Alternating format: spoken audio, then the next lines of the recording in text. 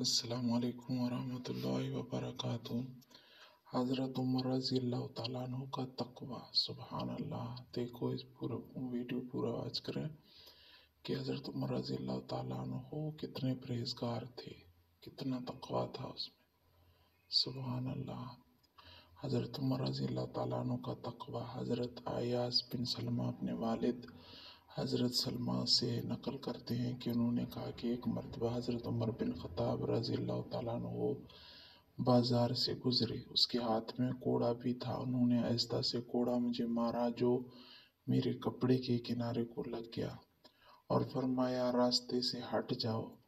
جب اگلا سال آیا تو آپ کی مجھ سے ملاقات ہوئی، مجھ سے کہا اے سلمہ، کیا تمہارا حج کا ارادہ ہے؟ میں نے کہا جی ہاں۔ پھر حضرت عمر رضی اللہ تعالیٰ نے میرا ہاتھ پکڑ کر اپنے گھر لے گئے اور مجھے 600 درہم دیے اور کہا انہیں اپنے سافر حج میں کام میں لے آنا، اور یہ ہلکے سے کوڑے کے بدلے میں ہے جو میں نے تم کو مارا تھا۔ میں نے کہا اے ام المومنین، مجھے تو وہ